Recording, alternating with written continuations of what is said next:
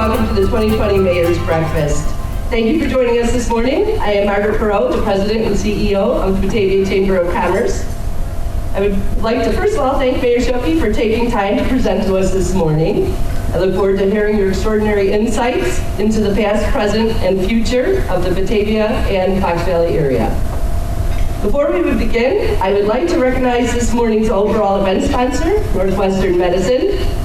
I would like to invite Anne Marie Bianchi, Program Coordinator of the Community and Government Affairs, to come up and share with us an update on activities at Northwestern Medicine. I'm sure you have a lot to report. Thanks, Anne Marie.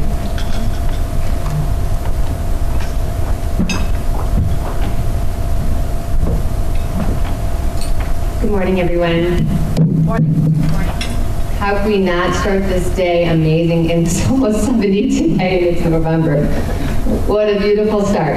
My name is Anne Marie Bianchi. I work in Government and Community Affairs for Northwestern in the West Region. I am privileged again to be here and to represent Northwestern Medicine as we support this wonderful community and the mayor and all the residents of Batavia.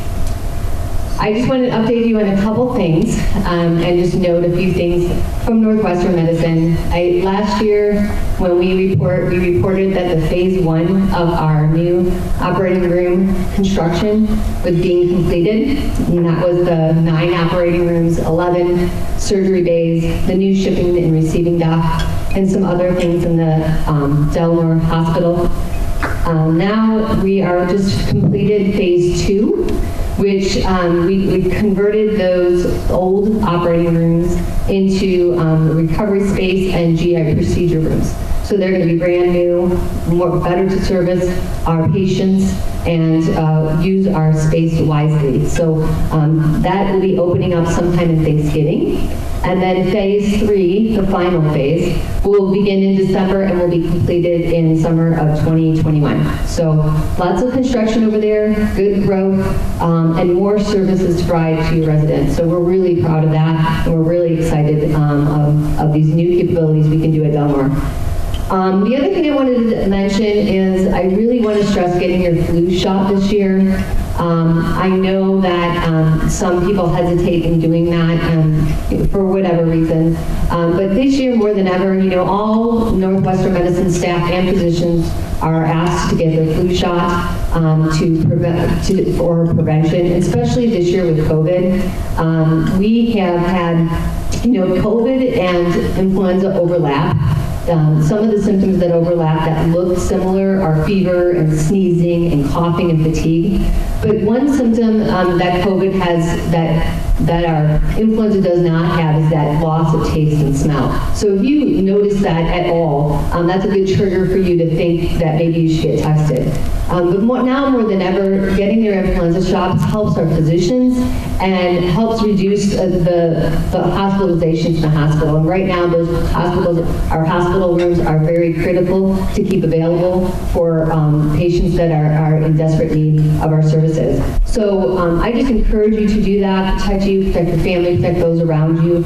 And obviously, you've heard over and over again the best prevention for COVID is wearing your mask, practice social distancing, and washing your hands. There is clinics, Kane County Counts is a service that you can get COVID testing, people that are undocumented or uninsured. There's also places throughout Batavia, if you look on the VNA and the website, the health department are great places to find those resources. So please use those if you need to get any COVID testing. For influenza, you can go to any of our immediate cares and walk in and get your influenza shot. Also, there's wonderful pharmacies and Walgreens and things like that you can get your influenza shot.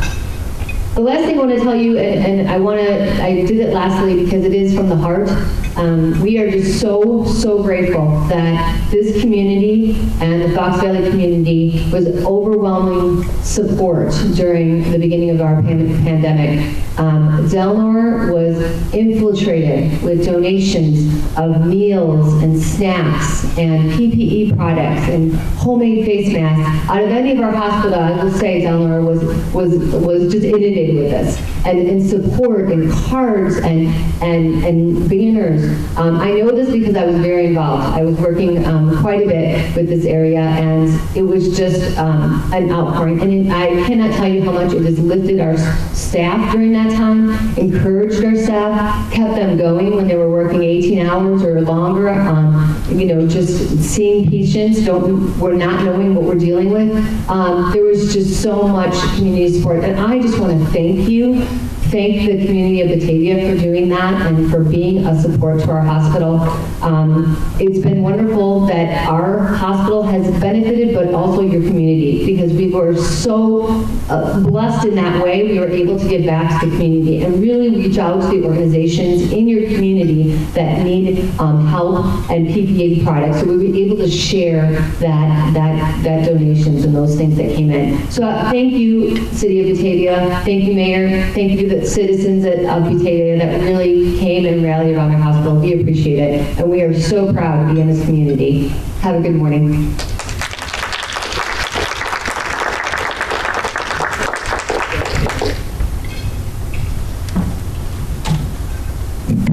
Thank you, Anne Marie. Northwestern Medicine is definitely in the front lines facing this pandemic.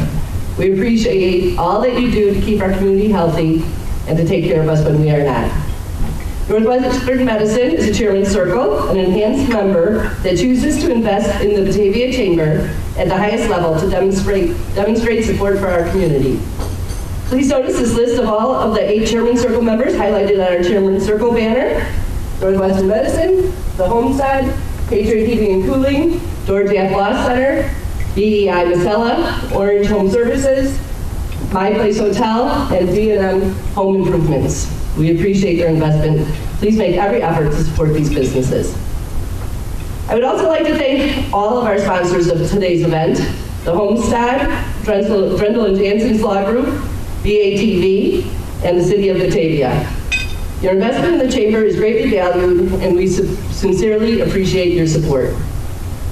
I would like to thank Lincoln Inn for hosting our in-person event this morning and accommodating the change of event size and social distancing requirements. Of course, I would also like to thank Zoom. Where would we be without Zoom? Last year I thought that was just a cartoon word that meant acceleration. Obviously, the pandemic has made us do things differently this year. I want to thank all of you who are able to join us in person this morning, and thank you to those who are joining us virtually. We have many esteemed representatives in attendance, in person and virtual, that I would like to give special mention to. The members of the Batavia Chamber Board of Directors: Jen Brenz, our chairman from BATV, Jessica McGrail from Dollar and Cents Bookkeeping, Roman Seckel from Drendel Jansen's, George Gladys, Volkman Insurance, Amanda Slayer, the Homestead, Nick Neindorf, Edward Jones, Christopher Rooney, Advanced Disposal, Waste Management, Phil Bukowski, Two Roads Lending, Mary Marconi Popeil from Special Occasions, Janet Roman, Inland Bank, Sam Bell, Clean Pest Solutions, and Jamie Sam with Local Flood Connect. Thank you all for your time, expertise, and commitment to our organization.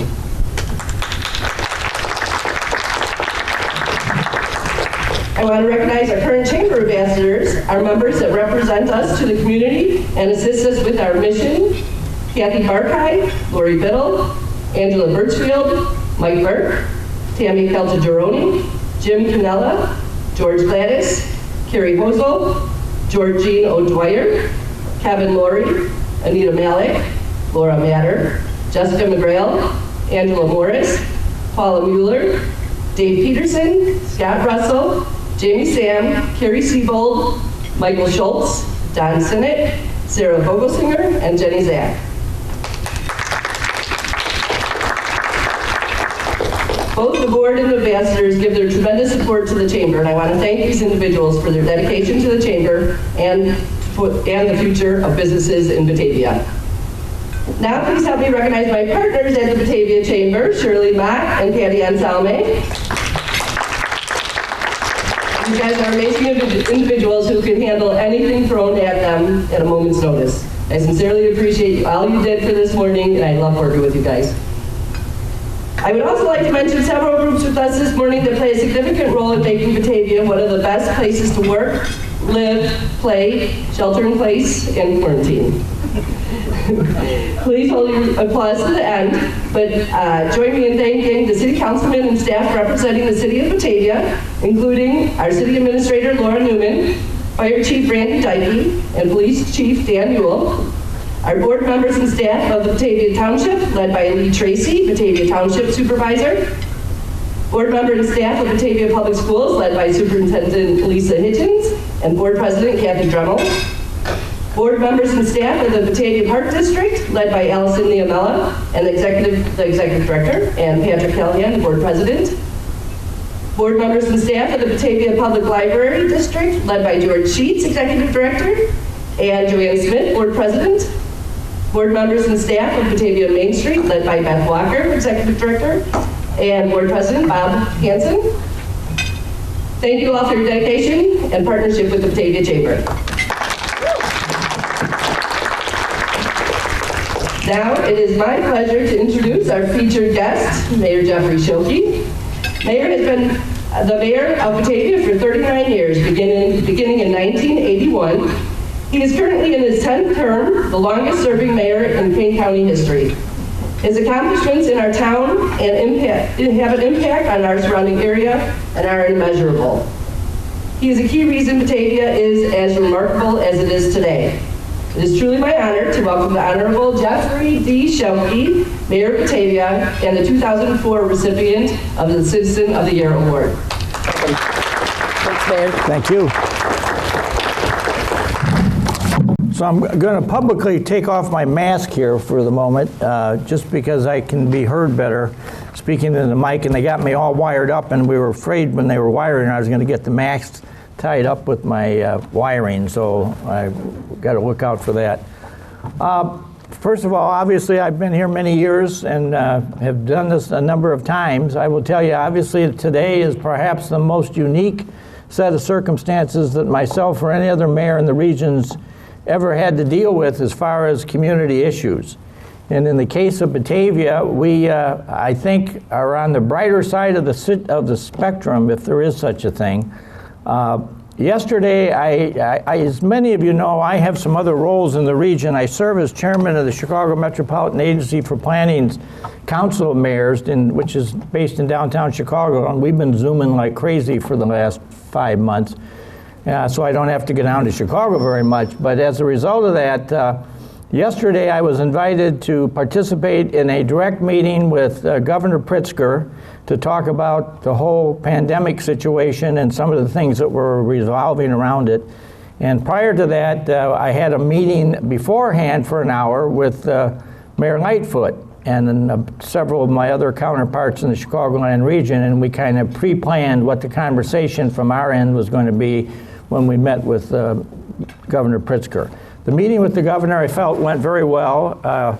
He was obviously probably shouldn't have been in probably the best mood because he had just taken the hit with his proposal for the fair tax being defeated, but he didn't even bring that up. But as a result, you know, I think I come away with a lot of ideas and observations about what is and what is not going to happen. And I guess probably the biggest prediction I'm going to have is that government finance, as we know it, is going to start to get extremely tight in the immediate days ahead. I think the state of Illinois in particular is in very, very tight finances. I mean, seriously tight. And if so, all the mayors, I believe, have come away with the idea that if we think we're going to go to the state of Illinois and get any new grants or any funding for any particular proposal, that's probably not on the table for at least the immediate future, and it may be a number of years down the road. And I guess it's still kind of an open-ended question where what kind of finances are going to come from the federal government. But the day of all the grants and all the funding opportunities and support for the pandemic and whatever I think are going to be very challenged in the days ahead. So this is going to be a very difficult time to be in government or to be a member of a chamber organization because there's a lot of grand ideas and a lot of needs and a lot of things you have to support. But to put it bluntly, the money's going to get real tight here very, very quickly. And in the case of Batavia, as you will hear, we've got kind of a unique story when it comes to that. And I just am very pleased to be the mayor of the town I am, because we've got a dynamic staff that really has run our community and kept us our head above water and kept us out of trouble. So I'm going to mix a little history with this program today, because you really can't understand how Batavia is where it is without understanding a little of the history. So I'm going to start with the first slide. And this is a picture taken of what today is the Batavia Government Complex at the corner of Island Avenue and Houston Street. And it was taken in 1968, shortly before the Batavia Body Company left the building and left the area. And I took this picture deliberately because shortly before I took it, a truck had come through with a bunch of mud on it, and they had totally coated the street with mud, as you can see in the picture. But it kind of increases the downside of the picture. You can see the big electrical tower that was right in the middle of downtown Batavia. And you can see there was a lot of storage of trucks because of Batavia Body still being there. And it was a very unsightly situation, to put it quite bluntly. In 1968, in his last year in office, former Mayor Arthur Swanson, one night at the City Council, announced what I sense was a really dynamic moment in the history of Batavia, with his proposal that the City of Batavia buy this area at the north end of the island and seek a redevelopment of it.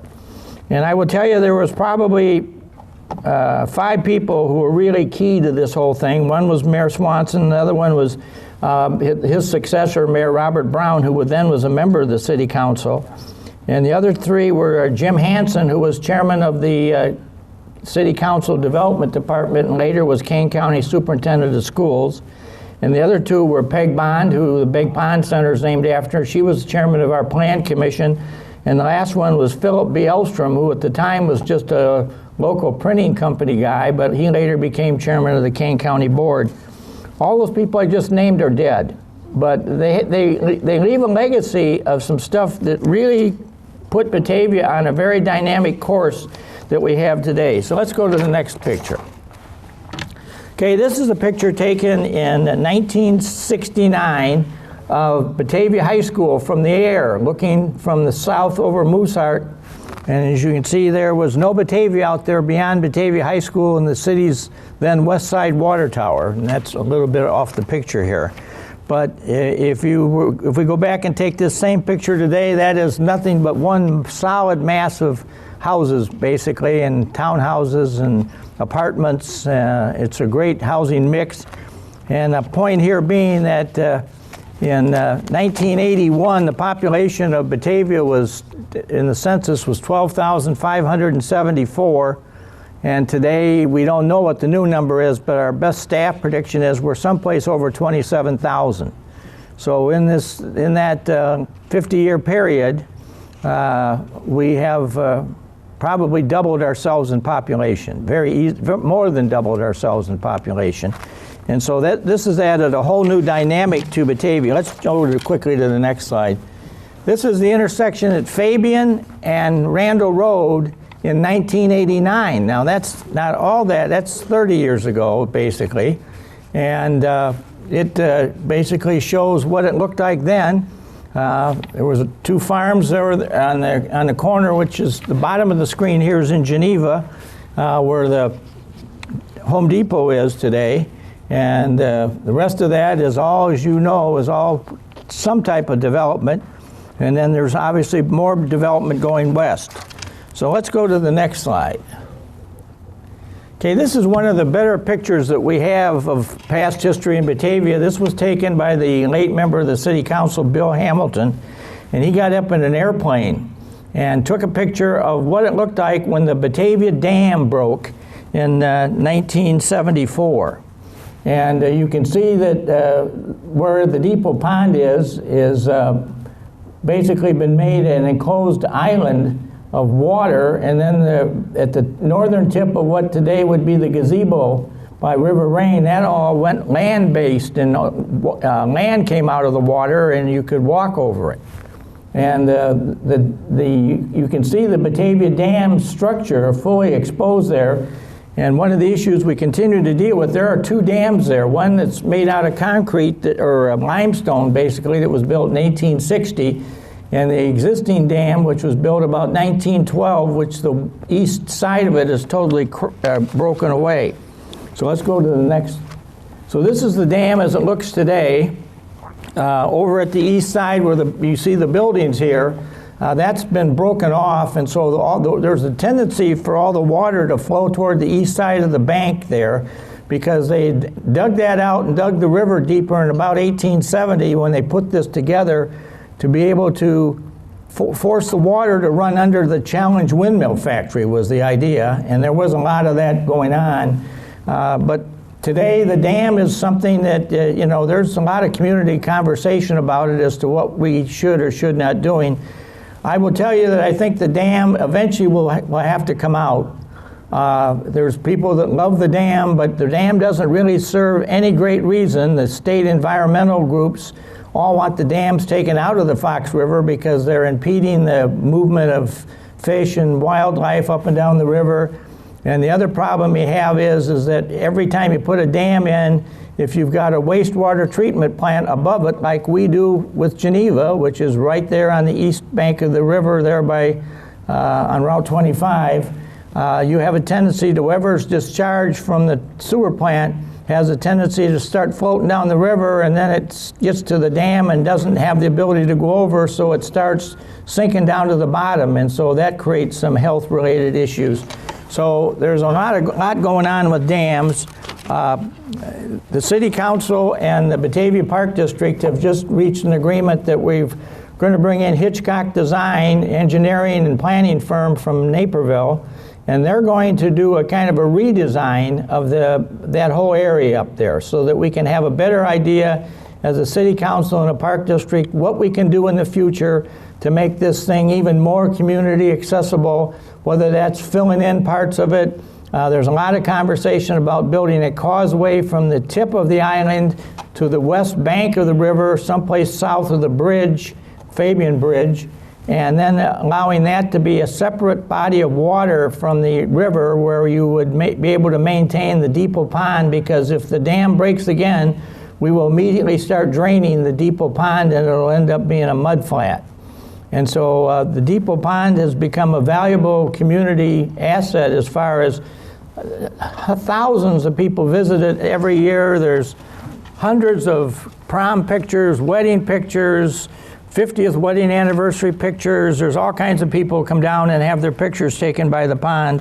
And so it's become a community amenity that I think the City Council and I want to try to certainly maintain. And so one of the high priorities of our strategic planning process that we're going through right now is to kind of re-examine this north end of downtown Batavia and put it into focus as to what should be done there to, number one, preserve and enhance the amenities that are already there that were started back when the city of Batavia bought that property. And then we will also hopefully be in a position to plan for future redevelopments. I might note that when the city, when Mayor Swanson made the dynamic decision to buy that property, the city paid $759,000 and they bought 279,000 square foot of building space around what was then the old Appleton plant, which was then called Dunbar Capital. Much of that has been torn down. And they also got 15 acres of ground, much of which was sold to the Batavia Park District, but the entire depot pond is part of the Park District's ownership of all that property. So we do have public control over all the property, and it's publicly owned by the Park District, and certainly it also includes the space where the Depot Museum is and everything else. So for $759,000, that was a real moment of vision when the city of Batavia did that. I will note that when Mayor Swanson did it, and later Mayor Brown, when he kind of took it forward, they went through phenomenal amounts of opposition. There was a couple referendums that were defeated about trying to restore any buildings and everything else. But the city held its ground, and today we have what we have down there, and it wouldn't have happened had we not had some dedication and vision on the part of some of our forebears in city government. So let's go to the next slide. So in this whole thing about trying to get the river clean, we've just been the beneficiaries of almost a $30 million federal or state loan, I guess I would say, from the state EPA to rebuild the Batavia Water Treatment Plant. And one of the key reasons that we were able to get this loan is that this is the nearest water treatment discharge point to the city of Aurora's area where they withdraw water from the Fox River for drinking purposes. So the state was very interested in getting the Fox River north of Aurora cleaned up as far as discharge of any type of sewer effluent from it. So Batavia got the opportunity to rebuild our plant and put in the most modern, advanced equipment, and so I could take you down to the sewer plant today, and where the discharge point is of water going into the river, I could take a glass and take the water and stand there and drink it in front of you because it's that clean. We take out all the effluent, we take out everything, and it's chemicalized. The one thing about this whole thing with all this water being discharged into the Fox River, I was at a meeting in Chicago in my other role, and the state came in and started sharing numbers on how much water was in each one of the rivers around us. In the case of the Fox River, about 47% of the water in that river comes to it on a daily basis from, I think it's 119 wastewater treatment plants between Waukesha, Wisconsin, and Ottawa, Illinois. And that water, when it's discharged into the river, is heavily chemicalized. So there's all kinds of chemicals. There's a lot of additives that almost make it an antifreeze situation. So if you've noticed the last few years, it's been harder and harder to freeze the Fox River for ice skating purposes. And so one of the advantages for Batavia would be if we can kind of seal off the depot pond from the rest of the river, we'll be able to gain kind of a fundamental control or chemical control over the water that's there, and hopefully we'll be able to return ice skating to downtown Batavia, which has been formerly it was a very popular activity for families to have. Now we've got a lot of things that are about to happen in Batavia with new buildings, and I've got some artist renderings I'm going to share here with you. Let's go to the next slide. Okay, this is the plan out at Holy Cross Church on West Main Street. They are going to build an adoration chapel onto their existing chapel on the east side of the building, and one of the things they want to add is a bell tower. And through the cooperative spirit of the Batavia Park District, we were able to arrange that the Park District donated the old bell from the original Catholic Church tower at Van Buren and Wilson to the Batavia Park District. The Park District came over with a crane and took off the covers on the bell tower and took the old bell out. It's now sitting over in the front entryway of Holy Cross Church, and they're going to restore the bell. And when they get their adoration chapel built, they're going to put the bell back up in the newly erected bell tower. I just think that's great Batavia history, and it speaks to, some very prominent understandings of people who came before us and what that has meant, and I just take my hat off to Holy Cross for that. Okay, let's go to the next picture. Okay, this is one that's about to have some major change. This is the Methodist Church, and right next to it is Hubbard's. The old timers in the room will remember this to be Hubbard's Furniture Store. Now it's been the Acosta Consignment Shop was the last thing that was in there. And if you've noticed the last few months, you've seen the Batavia Fire Department trucks parked there almost every day. And what happened is that the Hubbard store building was sold to the Methodist Church. So the Methodist Church now owns that building. And the Methodist Church has donated that building to the, not donated, has loaned that building to the Batavia Fire Department. And our firemen, and we're inviting some of the other neighboring departments to come in there. That's a classic building to do drills and training in because there's all these old walls and stairways and plaster and drywall, every kind of, so you can teach the guys how to break through a plaster wall, how to do a drywall, how to do, taking up floorboards. There's just been a great training exercise continuing to go on there. That will end sometime in the next year or so. This past year, we've also been storing all the toys for the Access Toy Drive in the back end of the building there. So we're just in the process of moving them out for their coming distribution in a few weeks. But let's go to the next slide. So inside the Hubbard building, was the original gymnasium of Batavia High School, which was the gymnasium that was used in 1912 when the Batavia High School won the Illinois State Basketball Championship. And so I had the opportunity to take Jim Anderson, who worked for Hubbard's for many years as kind of their warehouse manager, in there with me rather recently. And Bob Hubbard had been kind enough to kind of tell me where he thought it was. So we went in and we found all the old markings still on the floor from when it was a Batavia High School gym. And so we made a photographic record of all the old, and you can see right here, the lines are still painted on the floor where the shooting was and all this other great stuff. So we've made a record of it, and so we're putting together a little book that we're going to give to the school district athletic department and the Historical Society and the Batavia Library. So people, if they ever want to see what the old gym looked like, the fire department's done enough dismantling in there. When the Hubbards moved in, they lowered the ceiling on the gym, so they used the second floor where the bleachers were as kind of a storage area. Now that that's kind of getting opened up, it gives you a better idea of what everything looked like. So we've got a photo record of that, but that building will be disappearing here very quickly in the next year or so. And let's show us what was going to happen here next.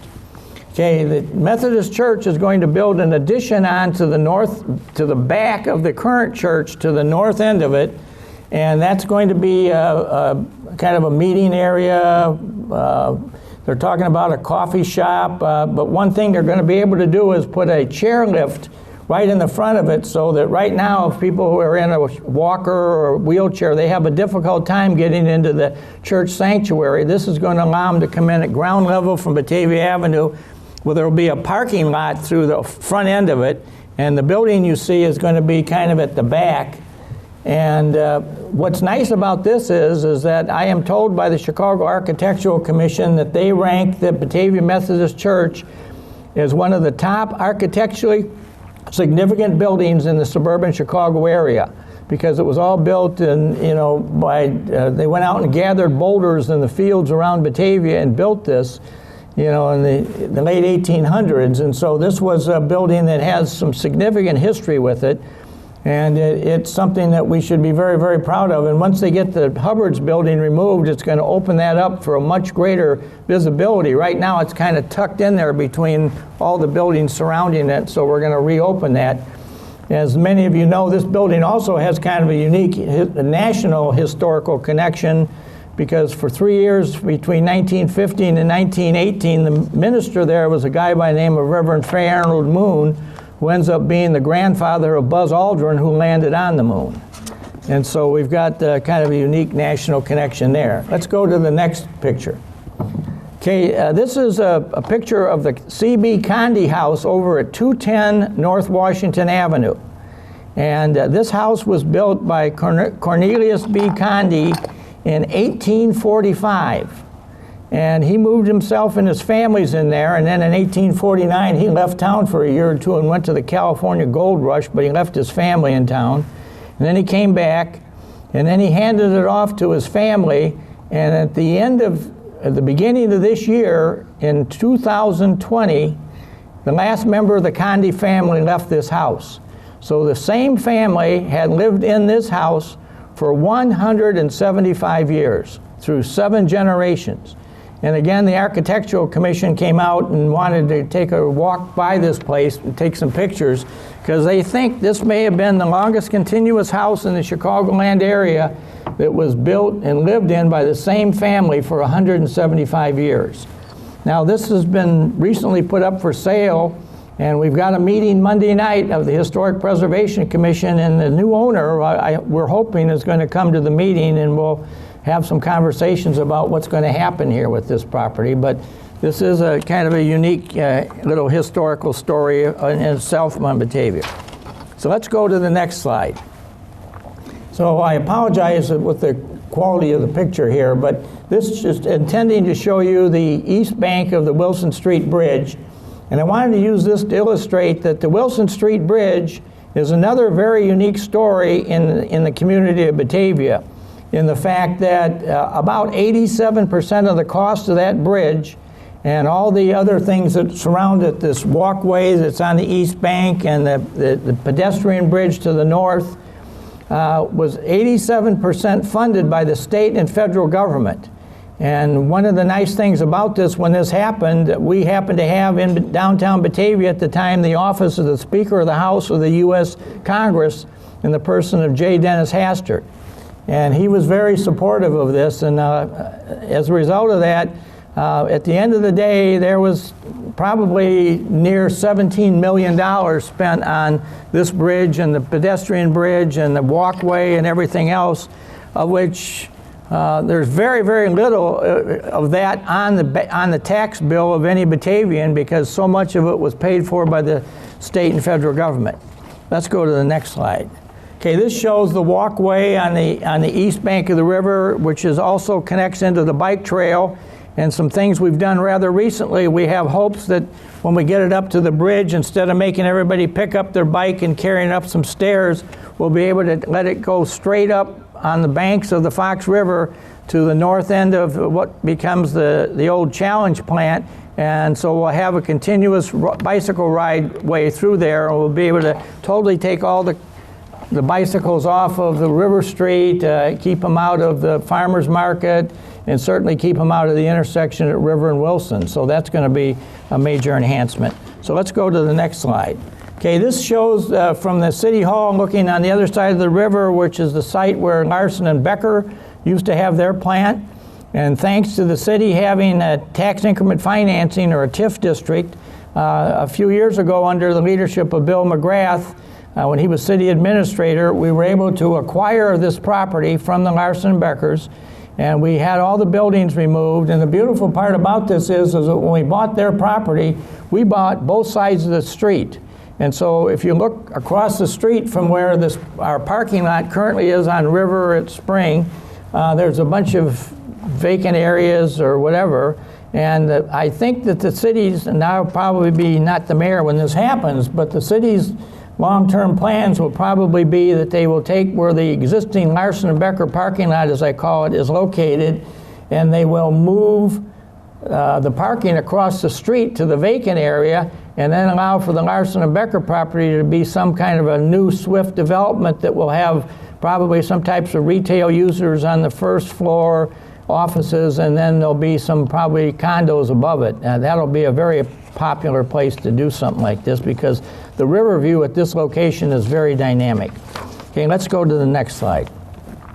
Okay, this is right outside the Depot Museum, and we've got some big plans for that under the direction of the Historical Society and the Batavia Park District.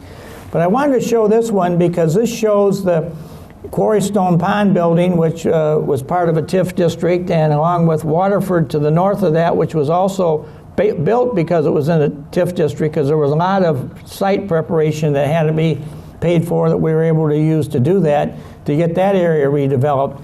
But this bike trail now that goes by there probably has thousands of bicycle riders on a weekly basis. And this was all done after I became the mayor in 1981, and I will tell you that the proposal to take this bike trail north from this location to where we are, I took more hellfire and damnation from people that said it was going to be the ruination of their life. We were going to import all these robbers and burglars and drug dealers and everything that will be in there, and it was going to dramatically decrease all the property values. Well, I'm pleased to stand here today and tell you none of that happened. And now thousands of people, visitors to town and whatever have you, use it. So it just, there's a lot of people that get afraid of certain situations and they don't know what they want to do. So let's go to the next slide. Okay, this is the Depot Pond. This is part of this 15-acre property that the city sold to the Park District after the city had initially bought the Dunbar Capital property.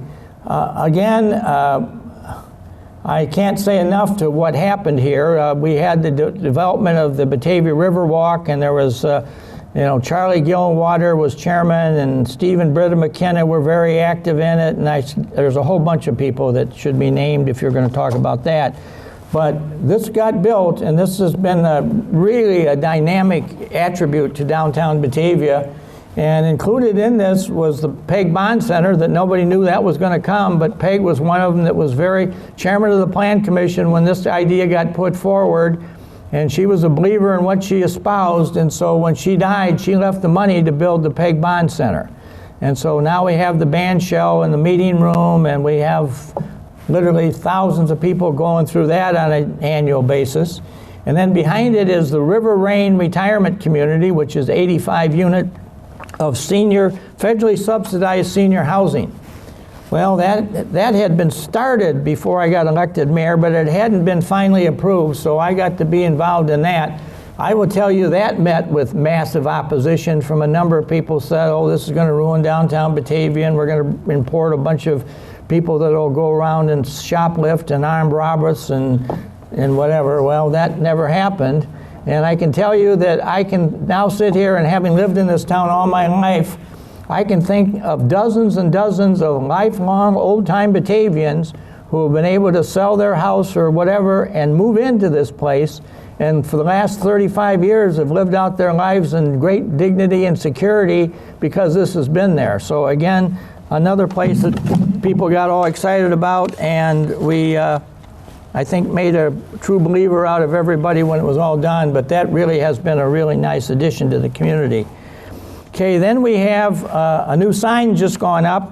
The Batavia Historical Society is trying to raise $2 million. I think they're near $1 million now that they have in the bank, and they want to build a big addition to the north of the existing Depot Museum. And we are very hopeful that that's going to happen in the next couple of years, and it'll go forward. And this will be just another major highlight because we have probably one of the greatest history stories of any city in the Chicagoland area to tell in Batavia. And I mean, it's just not local stuff. We can go into all kinds of national connections with our town, and this is going to give us the ability to showcase that and go forward. Let's go to the next one. So we have yet another project that's going to happen in our downtown. This is going to be right to the east of the Peg Bond Center. And this is the Flag Day Monument that we have a local citizens group that kind of Austin Dempsey is kind of heading up. And this is going to be a tribute to the American flag, given the fact that Dr. Bernard Sagrand lived right across the street here on South Batavia Avenue in 1916 when Woodrow Wilson proclaimed the first Flag Day on June 14th, which was the day that Betsy Ross presented the flag idea to the Continental Congress. And so what they want to do is build a monument that will be circular and walking, and on that monument they're going to highlight various events in American history of, like raising the flag at Iwo Jima, or after the 9/11 disaster, the dates when the American flag took a high degree of prominence in the history of the United States. And they've made it so it's a wall and circular, but it doesn't have an end to it. So in the future generations, if other things happen, they'll be able to add on to the wall and show what other things have happened. And they're also going to have on the outside of it a plaque situation where they're going to honor, so at least for the moment, all those from Illinois who have won the Congressional Medal of Honor. So let's go to the next slide. All right, this is probably one of the biggest pieces of news I can share with you. Again, I apologize for it. This is a year ago, this coming November 19th, I was asked to come out to Fermilab with the mayors of West Chicago and Warrenville, and we participated in the second groundbreaking for the neutron accelerator that is now being built out at Fermilab. And this is a $1.5 billion expense that's going to be spent out there over the next 5 to 6 years. They are quietly doing their thing out there. They had 2 groundbreakings. They had the first one, they had the governor and both U.S. senators and the congressmen all there, and that's going to be a building that's going to be built right to the east of the high-rise that's out there. And then where we're breaking ground here is in a space where they're going to do some facilities that I think are going to fire some neutrons out into space. They've got phenomenal ideas here, but the neat thing about this from Batavia's perspective is that once again, we have them doing a facility that doesn't smoke, smell, pollute, turn on bright lights, make noise, or contaminate the world in any shape or form. And this is all peaceful research. And if you look at the record of Fermilab, they get credit for helping develop the technology that led to the creation of the internet. And more interestingly, I was out there 2 years ago with the International Electrical Engineers Association, and they presented Fermilab with a plaque that I believe is hanging on their front door there now that gives them the credit for developing the technology that allowed for the building of the MRI medical research machine. That's where the ideas and the technology came from. So if you think of all the lives that have been impacted first by the internet and then by the MRI medical machine, which is wondrous, all the probably lives that have been saved in that, Fermilab's got a lot to brag about, and they don't, they're very attuned to keeping their eyes on the prize. But the one thing that's going to happen here, and I think we're already beginning to see signs of it, there are 30 foreign countries involved with Fermilab in building this facility. So we are now seeing and hearing that some of these foreign countries are coming into the area and want to buy a condo or a townhouse or two and have it available for when their people come to Fermilab to work on experiments that's there. And then more interestingly, I've been told this by some of our people in downtown Batavia, all these people come in here and Fermilab, I guess, has a little map that they hand out to them and say, if you want to eat, go up to the north end of the site and get on that place called Wilson Street and just drive west on that street, and you'll come down into that downtown where you have this great diversity of ethnic restaurants. And I guess our restaurants are starting to see some significant, value to that, because they're getting a lot of people that aren't basically Batavians. But we're having a real boom in restaurants in Batavia right now. If there's a kind of a second big announcement here, it's the restaurant interests that we've got going on in Batavia at the moment, and I'll talk about that in a second. Okay, let's go to the next thing. Now, like every other town, our Randall Road section of the world has its vacancies. And I'm just going to highlight a couple of them here because I want to dispel some rumors that people have spewed on the internet. This is the old Sam's Club property. Now, what I can tell you is that Walmart, who owns Sam's Club, when they shut it down, they afforded Laura and I the opportunity to call Bentonville, Arkansas, where we were talking about 3 different people who I think maybe were in different parts of the world, and why they'd shut the store down. And I guess if I learned anything from the conversation, it was that they, as a corporation, they had made a decision that they didn't think it was a good idea to have a Walmart store and a Sam's Club side by side. So in the case of Illinois, on the same day, they shut down Batavia, they shut down Wheeling, they shut down Naperville, they shut down Romeoville, and maybe Moline. They just shut them down because they were all next to existing Walmart stores. And I guess they didn't want to compete against themselves. I don't know. But anyway, so they left us with this very large 200,000 square foot plus building. And so it has been sold in the last few weeks to a private redevelopment company. So in preliminary conversations we're having with them, it's been interesting, and they've been friendly. They have given us permission at no cost to us, other than I guess we're paying for the lights, to move the Batavia toy distribution program for 2020 into the front end of the building. So the football team and Roy Bailey and Jeannie and all those who are involved in that project have been moving all the toys out of the Methodist Church that's about the Hubbard's part of the Methodist Church out there, and so we're getting it ready for a day in December here when they're going to have the toy distribution, but that's going to be there as a kind of a one-time use. But I guess where we're hearing here is that maybe the idea that's going to come out of this is going to become some kind of a large-scale indoor recreational center, I guess I would describe it maybe, where they're going to have a variety of opportunities. I don't know if you're going to be able to go in there and kick soccer balls or shoot paintballs at each other or run around a track or whatever, but they've got some ideas for a very large-scale recreational facility. It's not going to be free. You're going to pay to go in and use it, but that seems to be what's maybe going to happen at that one. Okay, then let's jump across the street. Go to the next slide. And this is the Randall 15 movie theater. Now, this baby has been suggested, we're having a great time, I guess. I don't participate. Some people send me stuff, so I read it.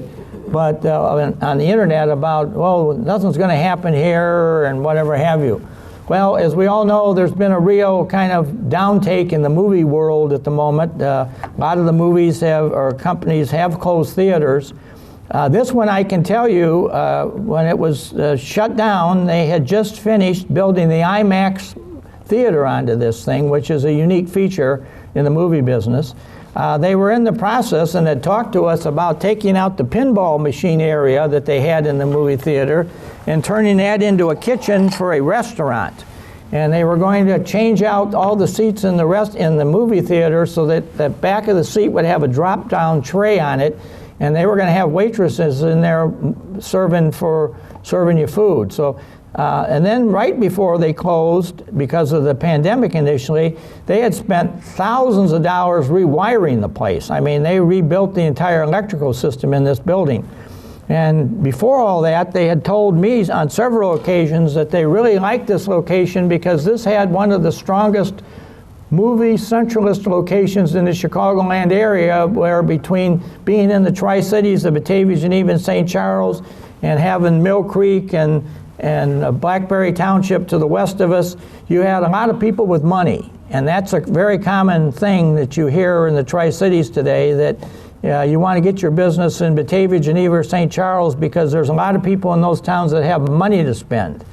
And I can tell you, in my other world where I'm the chairman of the Council of Mayors in Chicago, there are a lot of mayors out there that are crying real loud about their town people don't have any money to spend. And so in the case of the Tri-Cities, we have a lot of opportunities here to attract businesses that want to have money, and that's probably the reason we have so much activity on Randall Road. Okay, let's jump to the next slide. Okay, now I'm going to take you downtown here for a moment. This is the site of the old First Baptist Church at Washington Avenue and Wilson Street. And as you've seen and read and heard and listened, we've been through 3 or 4 renditions of this whole thing with Kent Jodine and Company. I think we are fairly near the final moment here when we're going to get we just have to renew the TIF district idea. And Mr. Jodine tells us he's preparing to build here. So let's go to the next slide. So this is what the building will look like. The top one shows the building as it would appear from River Street, and you can see in the front of that building the stores that are currently on River Street are still all there, and they will be there, and this will be behind it. And then there will be some more stores added up to the corner of State, and then on the second floor I guess they're going to have some office space. And then a large part of the building here on the north end is going to be an indoor parking garage of 380 cars or some such number, and so part of which will be public parking.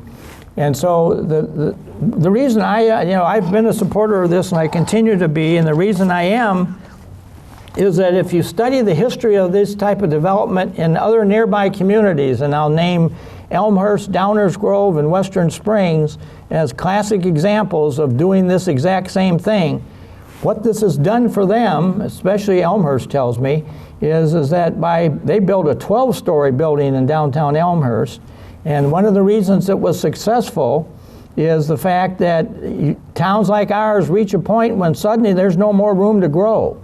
And so when it comes time to, add new tax dollars to the community, you've got to lay it on the existing property tax repairs. Well, this one, in the case of Elmhurst, gave them a huge amount of new money that they could then hand off to the York School District at a time when York wasn't thinking they were going to get much development at all.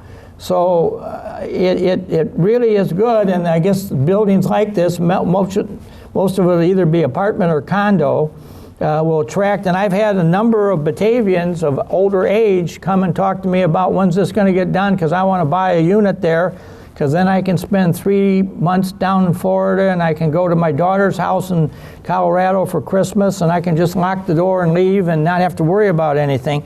So there is a market for this house, I will tell you that. Then as long as we're on River Street, I just threw a slide in here showing all the activities, and this is kind of a work in progress. And thanks to the dynamics of the Batavia Chamber of Commerce and the Batavia Main Street program, we really have brought some really interesting features to downtown Batavia and continue to, and it's working out so that we can, once we get rid of the pandemic, we can do something down there almost all year long of some type of activity. And most of it is all involving families and residents, and it's all right out there in the open, and some of it's going to have tents and heaters and whatever, but we're very pleased with the success of that. So let's go to the next. Now the latest one we've just added is across the street at River and Wilson on the southeast corner, and we've added the infamous boardwalk shops, again basically under the leadership of the Batavia Main Street organization with the support of the Batavia Chamber. And I've got a list of people here, but I'm hesitant to read it just because I forget somebody who has been, but this was hand built by the students at Batavia High School's Industrial Arts Department, framed it, and then the frames were moved down and put up by a group of volunteers, members of the City Council, and certainly I want to credit Bob Hanson and Rob Hollis for their efforts in kind of driving this thing along, and certainly Jamie Som, who has been kind of the engineer, the foreman, and the overseer of this thing from the moment it hit the ground before. So we've got some people who have really made this their heart and soul of an issue. And again, it seems to be being well received and is kind of mentoring and bringing forth new not industries, but new businesses that want to come into downtown Batavia. So let's go down. Okay, just moving up the street, you've just got through this year, or we're still finishing part of it. We got able to get about $5 million in town this year to do $2.5 million of street work over on Main Street from Water out to Van Noordtreek, and $2.5 million down on Prairie Street from Pine up to Wilson. And then when we got done with that, again in Chicago, the feds say to me, you know, we don't really, that railroad crossing you got at Wilson and Prairie is kind of not within the regulations. You got too much traffic going over it on a daily basis. The trains aren't going fast, but that needs to be a gated intersection. So we were able to obtain a federal grant. Now this is maybe because of the way the funding's starting to stack up. I'm not optimistic that this is going to happen right away, but we do have an approved federal grant to put a two-legged, I'll call it a four-legged intersection. Two legs of it are going to have crossing gates fairly quickly, hopefully, so that we will eliminate that problem in Batavia going forth.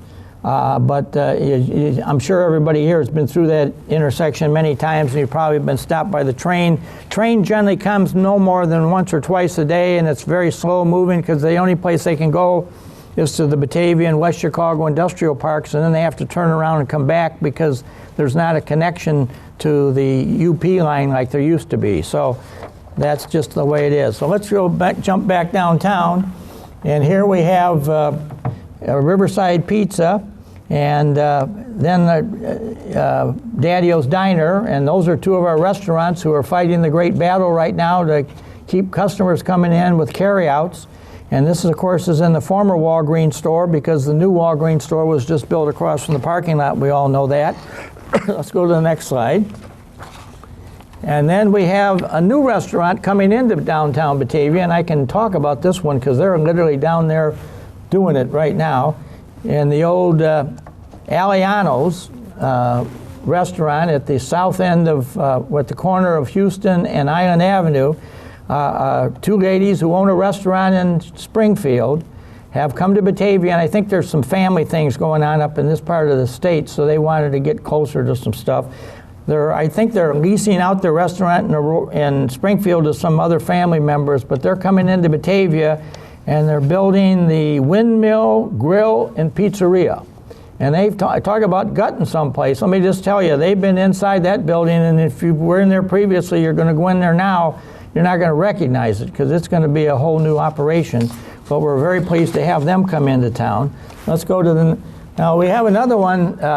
This is kind of a work in progress.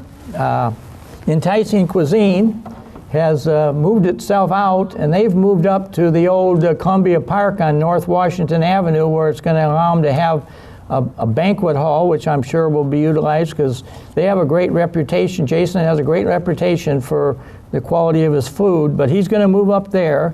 And let me just say that we are in some interesting discussions with another restaurant that wants into this location. And if they come, I think there's going to be a lot of people very pleased that that one is showing up. I can't say any names yet because I talked to Mr. Dempsey as late as last night and said, he says, no, we probably shouldn't say anything. We got to get some contracts signed and whatever have you. But I think there's going to be another restaurant coming in there. And then let's go to this one. This is the old Batavia Library, or Newton House as we call it, up at the corner of Batavia Avenue and Wilson Street. And this is Giabella's Design Artisan Market is in the front end of the building and in the north end of the building. But I took this picture of kind of the southwest side of the building, which used to be where the children's library was when this was the library. And let me just say that we have another discussion going on with another restaurant I think is pretty serious about moving into that space. And then there'll be restaurants on both sides of Wilson Street out there. The Marconi family has done a very nice job over the years, starting with their Joe, when he first started, bought the old funeral home and turned that into, his clothing stores and all the other stuff that he had, his market. And now they've taken the back, and we've had Gammon Coach House. So now Gammon Coach House is going to have a neighbor across the street, which sounds like it's going to have a deck or a patio coming out the side door. And so there'll be a lot of eating going on at the corner of Wilson Street and Batavia Avenue in the near term. So then we just jump down the street. We go to the old, I'll call it liquor store that stood at the corner of First and Batavia Avenue, kitty corner from the library's parking lot. And this has been, is owned by Polly Ernson, whose husband Dick had his liquor store in there for a number of years. But it's now been taken over by their daughter, Abby, and her husband, Jeff Beck. And they are in the process of starting to gut this out, and they're going to be making a restaurant out of this building. So if you start adding all these up, I'm 3 or 4 new restaurants that you haven't even eaten yet, but that maybe a year from now we'll be sitting here talking to you about coming to Batavia. So we're excited about this, and Abby is a pretty thorough person. She's very dedicated to downtown Batavia, and so we are, I think, are very optimistic that we're going to be a booming thing. And the great part about it is this is all coming on us at a time when Fermilab on a week-by-week basis is bringing in foreign scientists from 30 different countries, and they're coming in and getting their nose into the computers, and as they tell me out at Fermilab, about 15 or 20 hours later, they suddenly feel like they're getting hungry and they need to go get something to eat. And it's good to have all this availability in Batavia. So the next one we got is Aquaviva, which is has opened up in the past year at Water in Houston. Let's go to the next one. Then across the street, Tabitha Mueller has opened up, reopened the Batavia popcorn stand to really grand status, and is popping a lot of popcorn down there of various flavors. And really, this is one of the older businesses in downtown Batavia going back to 1929. Now it's moved around a lot because they can pick that building up and go all kinds of places with it, but that is something that is going to be, I think, with us for a long time, and she's really taking it to a new height, so we're excited about that. Let's go to the next one, and this is just a sign on the door, but this is at the Panera in downtown Batavia. And let me tell you my story on that. They came in and talked to me a couple years ago, and their whole thing was they like Batavia, great town, but they needed a drive-through window. And so they wanted us to figure out some way that they could have a drive-through window on that store. So we went over, and Batavia Enterprises, who owns the building, did a dynamic job of trying to figure out some way to do it. And the best way to have done it would have been to bring the driveway in through the First Street next to the animal doctor's office and come in and then have your car head west. But when you did that, the drive-through window would have been on the passenger side of the car. So Panera didn't like that idea. So then they looked at trying to put it on Water Street, but then they were going to be backing the cars onto Water Street, and I think their corporate attorney decided that it was too much liability by having that drive-through window staggering out into the middle of the street. So I think that was the reason that they left for the moment. They left me with the impression that if we could then find a place in Batavia that they could get a decent drive-through window, they may be willing to come back. But that was the reason that it was the drive-through. So if you look at the one they have in Aurora, at Butterfield and Kirk, or the one in Geneva on Randall Road, the drive-through window is the big thing that's on the feature on there. Next slide. Now we've got this new artesian arrival of all these new frontal businesses coming into Batavia, and we've got Bridget Johnson with Red Hive, and then we've got Leah Lehman and Joy Mason with Limestone Coffee, and these are up and going and really rocking places even with the pandemic, and so we're very pleased to have them as part of us. Then let's go to the next slide. Across the river, we've got this south side of Wilson Street from the river up to River Street, and we've got Hearth of the Home, which is the Cook family is going to be moving in a kitchen remodeling and design store. And we got Batavia Dance Academy, and then we got Ruby Jane's children's clothing store. And then we've got insurance, but then up in the corner at the old bank, we've got the Marconi family again, and Michael Marconi is having a lot of dynamic conversations about, interesting, I can't again say because we're not sure what, but he's got some very interesting ideas for that building. That's got a drive-through window on the back of it too, so I'm not sure how that all is going to work out. Let's go to the next slide. Across the street, we've got 6 Plus Cypress, which is kind of speaking for itself, and Wilson Street Tavern, which is doing a nice job. And then we've got Oak and Swine and Bocaditos. And so again, that's all part of this new restaurant movement that we got, and most of those folks have opened up a open area there on the city property where eventually Shodine will be being built, but then they can also share in the River Street areas, so I'm thinking we've got them. And let's jump to the next slide.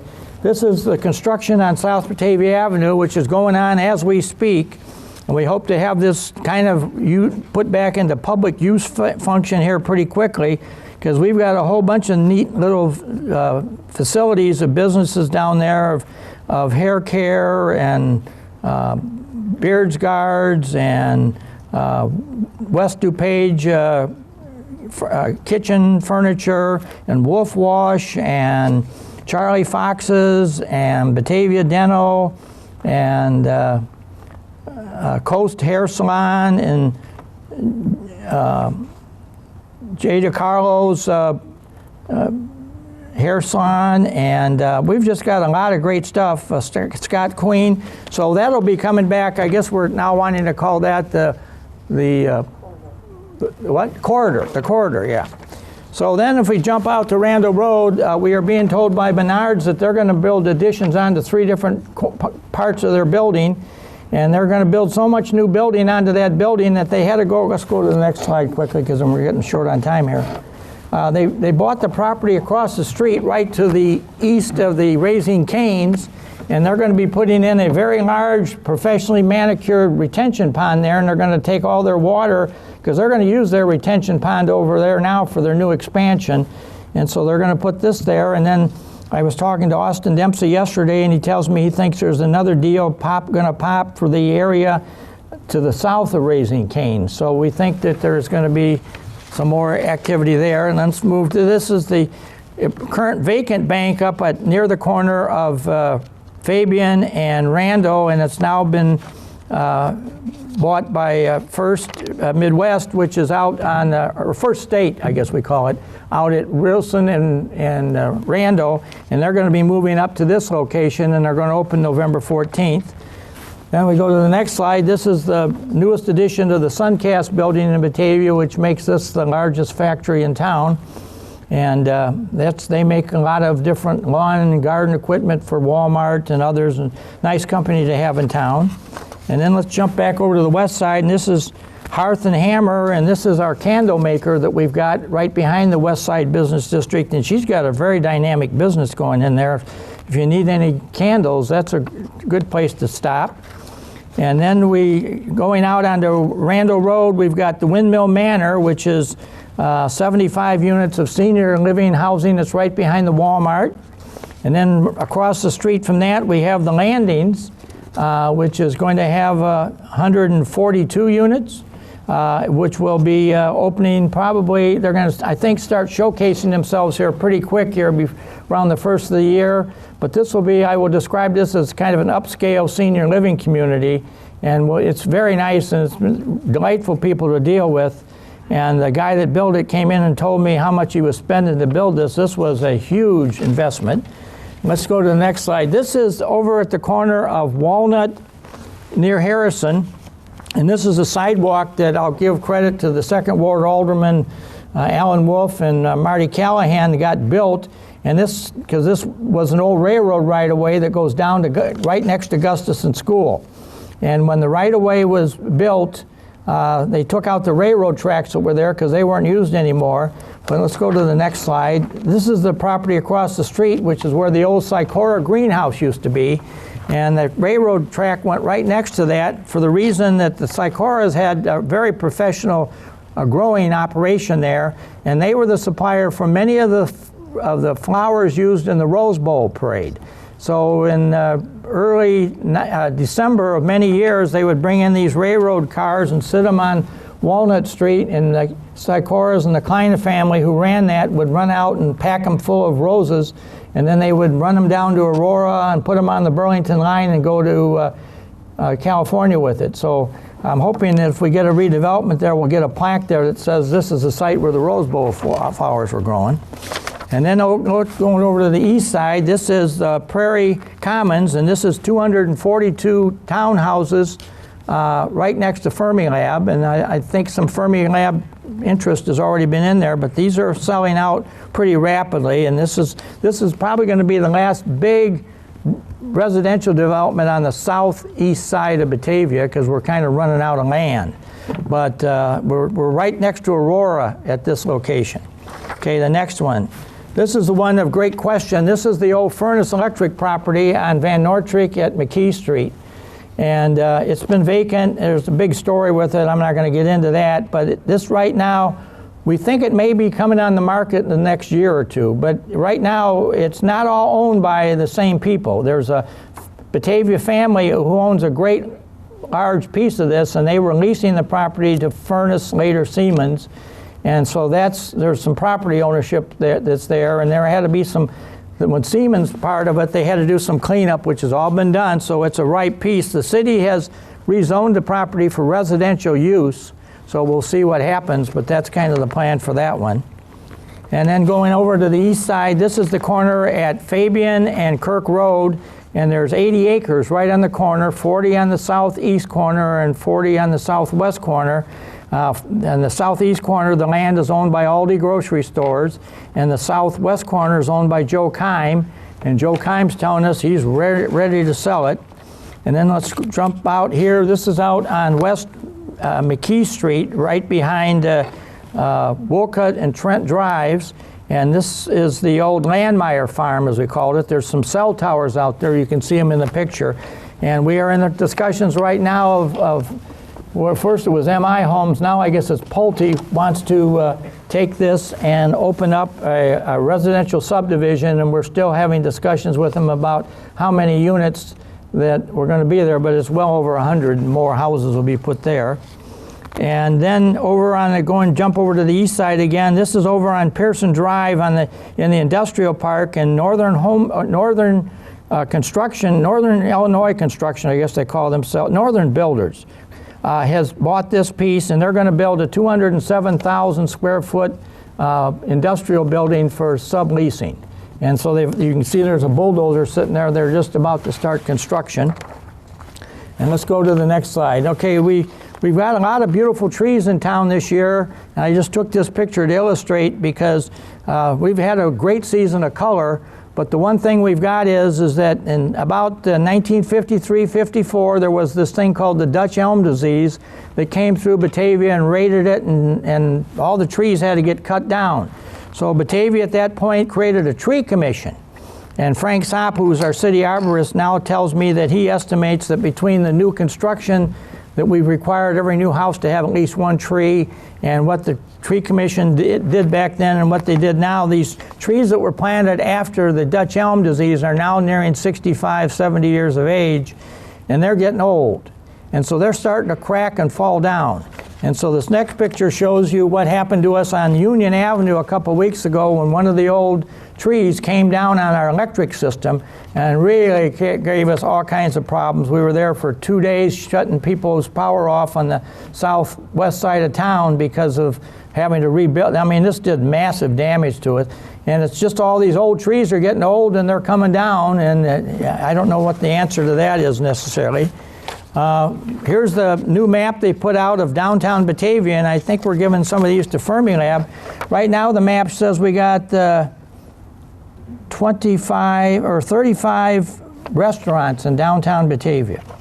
And it's got where they're at and their address. So, and then let's go to the next slide. This is a assemblage of all the Batavia Police Department patches of the last 40 years. And I show these only because I want to pay a word of tribute to the Batavia Police Department. They are under tremendous demand for service. We've had a real run this year of crime coming at us off the internet. We've had this terrible problem of identity theft. We've had all kinds of people have their names filed for unemployment assistance. It was totally false. We've had all kinds of credit card numbers stolen. We've got 3 or 4 officers that are doing nothing but dealing with all this type of crime.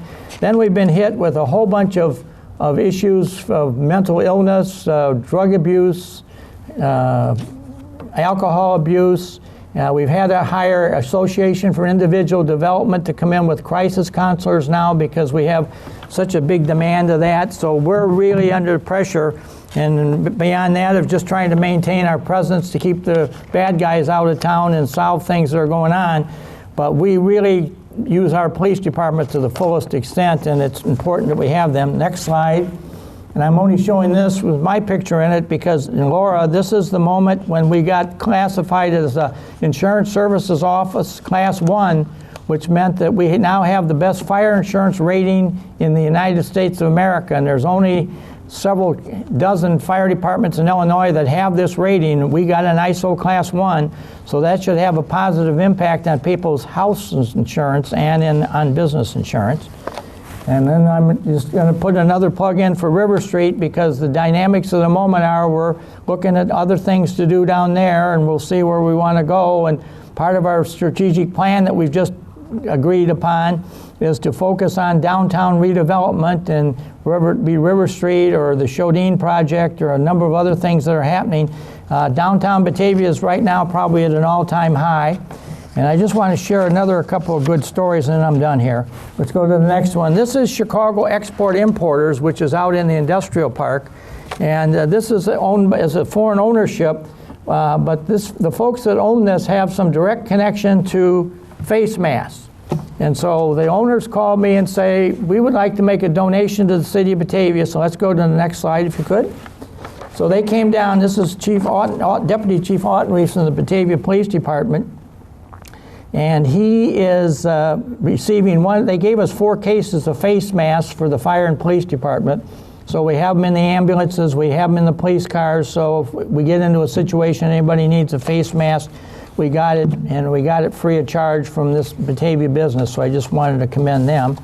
And let's go to the next slide. This has just happened last week. We had the ribbon cutting for the Habitat for Humanity's 4 new houses, which are being built out at West Wilson Street and Independence Drive out there in front of the El Taco Grande it's in Taco Grande. The Shell station, I guess, is probably its landmark, and the First State Bank are the ones that are its neighbors. But it's there, and that's a nice project to have in town because it's on the site of the old city water tower. And then we have the next slide is the Batavia Water Street Studios, and with their new Taylor Egan, their new executive director, they've come up and they're going to take the alleyway on the east side of the building and put that into an activities area, and we've already started doing some decoration of situations there. And let's go to the next slide. Another thing I want to pay some tribute to is the Batavia Interfaith Food Pantry and Clothes Closet under Eileen Pizzaro. She has done a dynamic job down there, and the volume of that place just continues to go up. And I also want to pay a word of tribute to Melinda Kintz, our director of our United Way system, because they're, again, raising their stakes and are serving a whole bunch of people that are kind of in need and have trouble. And the final thing I would like to just share as a fact is that in 1986, the city of Batavia's property tax rate for every taxpayer in Batavia was $1.10 for your tax bill. So through all this activity that I've just covered and shared with you, I am very proud today to announce that the City Council has made the decision that we are going to hold our tax rate at what it was last year, which was 73 cents. So we are 37 cents under what we were back in 1986, at a time when I think everybody's going to welcome the idea that we're not hitting you with a big tax bill from the city, because we've been able to keep our rate. And the only way we have been able to is we've had all this good luck and all this great opportunity by these visionary people that came in and made the decisions to do this stuff and set us up so that we could carry forth. And certainly downtown Batavia is beginning to be a showplace. I'm getting other cities calling and wanting to come in and see it and see what's going on and how are we doing it. So we're doing something right here, and we couldn't do it without the partnership we have from the Batavia Chamber of Commerce. And so I just want to thank Margaret and her staff for the great thing that's going on. And to kind of conclude the program and end this year's, I want to go to the next slide. Now, one of the things we've started in Batavia at Christmas time is we have this thing called the Charlie Tree. And this is a situation, this is a picture of Charlie and me, and this is the name of Charlie Chemis, who used to be the water superintendent foreman for the Batavia Water Utility. And he was born originally in Mexico, and he always used to kid that we didn't have any Mexican identity for Christmas. So the guys at Public Works asked Charlie what he said. So Charlie said, well, you need to have a all red lighted Christmas tree. So let's go to the next slide. So we now have a Charlie tree, and I know a lot of families in Batavia now make it an annual event because we move this tree around downtown every year. It's in a different location. So everybody goes out, takes their little kids and goes out and looks for the all-red Christmas tree, which is named for Charlie Chemis. We call it the Charlie Tree, and it's out there, and it's become kind of one of Batavia's festive holiday attractions. So I'm going to conclude now with this last slide with that sentiment, because again, this is to the work of the Batavia Park District and Craig Foltos that we've got this Peace on Earth message that we keep up now through sometime in January, and I think it speaks well for the moment of everything we're faced with. So I'm well past my time here, and so I just want to thank you for your attendance, and we will be around if you have any questions. Thank you. Bye-bye. Thank you, Mayor.